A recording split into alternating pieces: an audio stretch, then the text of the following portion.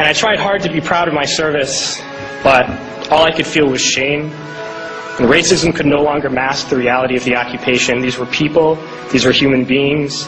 I've since been plagued by guilt anytime I see an elderly man, like the one who couldn't walk, who we rolled onto a stretcher and told the Iraqi police to take him away. I feel guilt anytime I see a mother with her children, like the one who cried hysterically and screamed that we are worse than Saddam as we forced her from her home.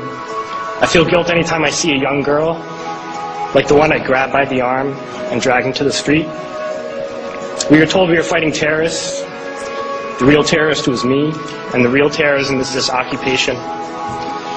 Racism within the military has long been an important tool to justify the destruction and occupation of another country. It has long been used to justify the killing, subjugation, and torture of another people. Racism is a vital weapon employed by this government.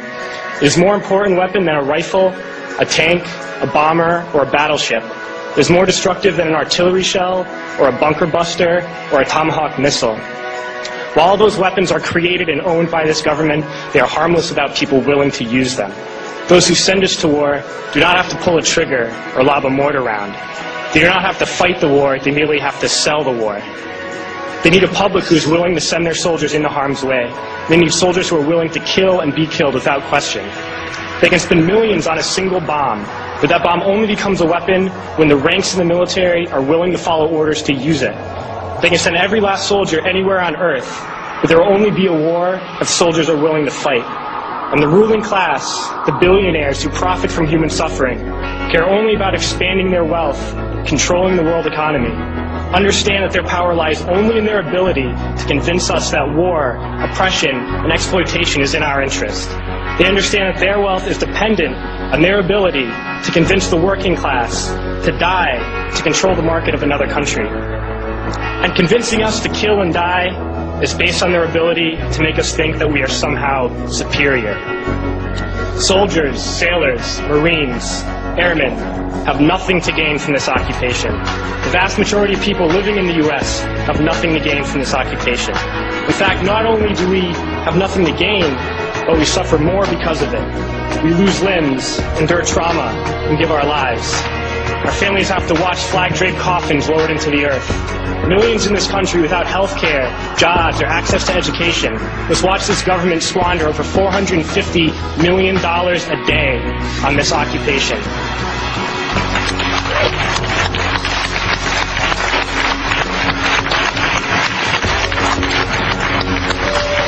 Poor and working people in this country are sent to kill poor and working people in another country to make the rich richer. And without racism, soldiers would realize that they have more in common with the Iraqi people than they do with the billionaires who send us to war.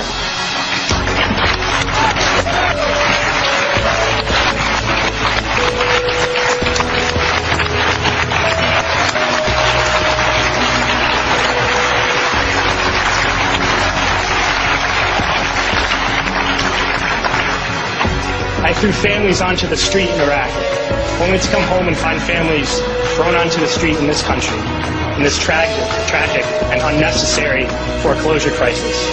We need to wake up and realize that our real enemies are not in some distant land. They're not people whose names we don't know and cultures we don't understand.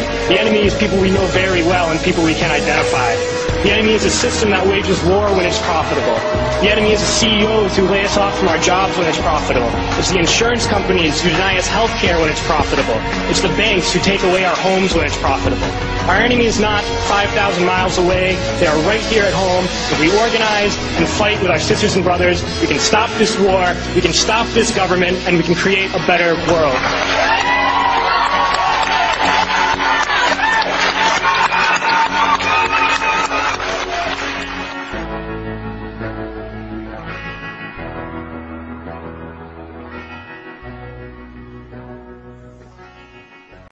Good afternoon. My name is John Michael Turner. I currently reside in Burlington, Vermont. I served with Kilo Company, 3rd Battalion, 8th Marines as an automatic machine gunner. There's a term, once a Marine, always a Marine, but there's also the term, eat the apple, F the Corps. I don't work for you no more.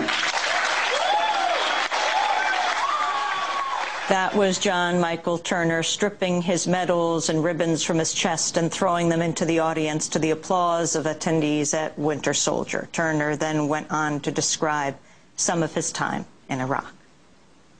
On April 18th, 2006, I had my first confirmed kill. This man was innocent. I don't know his name. I called him the Fat Man. He was walking back to his house, and I shot him in front of his friend and his father. The first round didn't kill him after I had hit him up here in his neck area. And afterwards, he started screaming and looked right into my eyes. So I looked at my friend who I was on post with, and I said, well, I can't let that happen. So I took another shot and took him out. He was then carried away by the rest of his family. It took 7 people to carry his body away. We were all congratulated after we had our first kills, and that happened to have been mine. My company commander personally congratulated me, as he did everyone else in our company.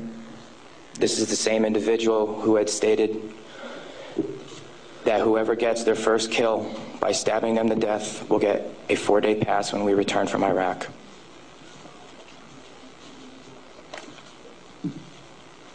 There's one incident where we got into a firefight just south of the government center, about 2,000 meters. We had no idea where the fire was coming from, and the way our rules of engagement were, pinpoint where the fire is coming from and throw a rocket at it. So with that being said, we still didn't know where the fire was coming from, and an 84-millimeter rocket was shot into a house. I do not know if there was anyone in it. We do not know if that's where the fire was coming from, but that's what was done. Please go to the next image.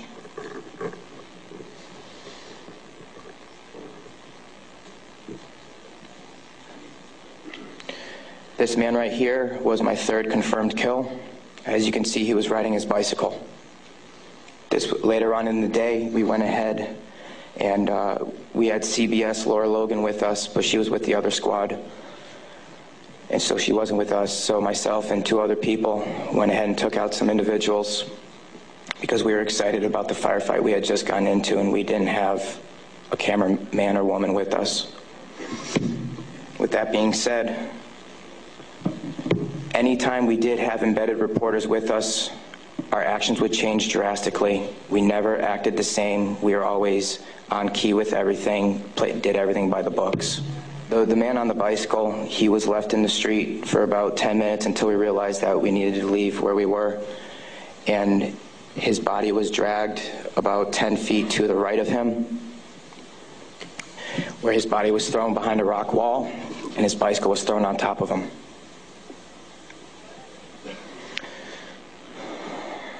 Another thing that we used to do a lot was recon by fire, where we would go ahead and try to start a firefight if we felt threatened in any way, shape, or form.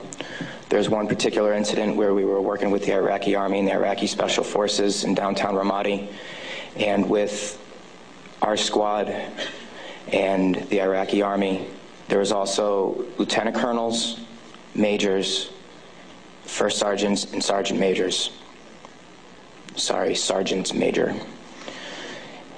With that being said, the Iraqi Army would go into the house, kick in the doors, and then go ahead and shoot. And there were loud bursts of machine gun fire. We thought we were taking fire, but then we later found out that it was them.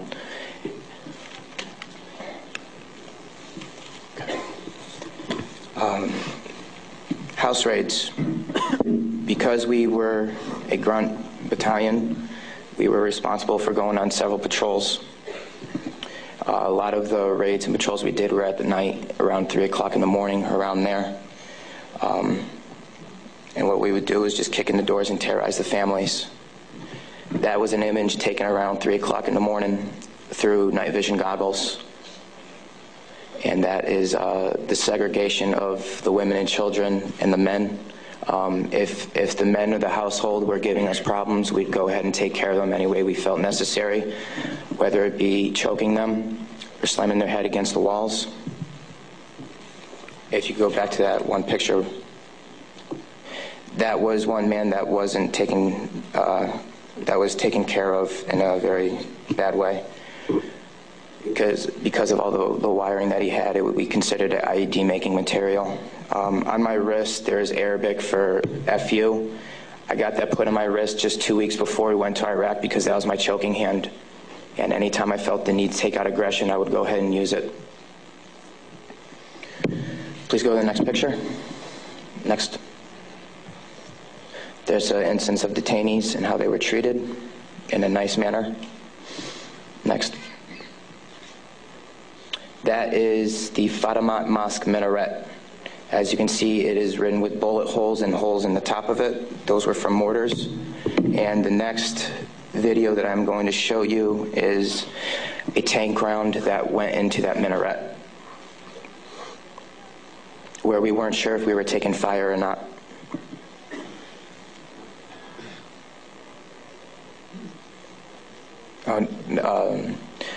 I'll talk about this one. This is after one of the guys in a weapons company had gotten shot. This is a way that we would take out our aggression. For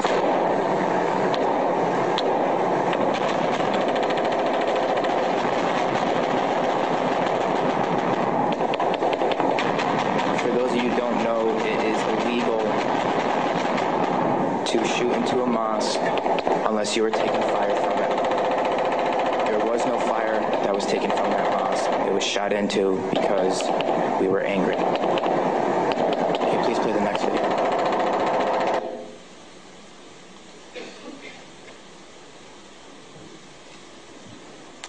We are on ice cream, trying to suppress the blue and white minaret named Fatamat al-Zahra.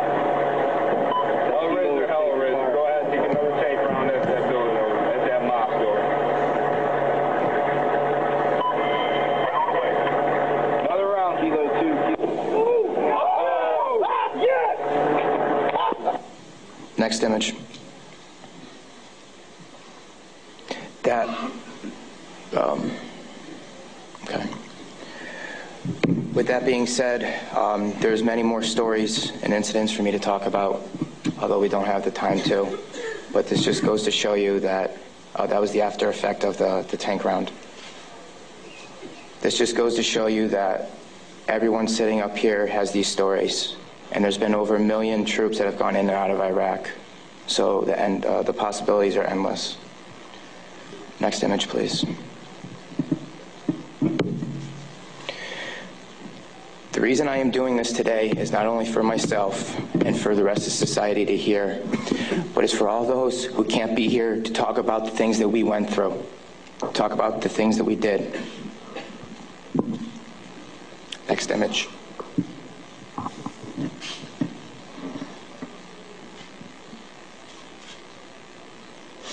Those 4 crosses and this memorial service were for the 5 guys in Kilo Company, 3rd Battalion, 8th Marines that we lost. Throughout our unit, we had 18 that got killed.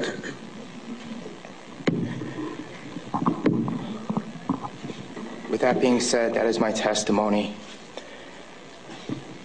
I just want to say that I am sorry for the hate and destruction that I've inflicted on innocent people. And I'm sorry for the hate and destruction that others have inflicted on innocent people. At one point, it was okay, but reality has shown that it is not, and that this is happening, and that until people hear about what is going on with this war, it will continue to happen and people will continue to die. I'm sorry for the things that I did. I am no longer the monster that I once was. Thank you.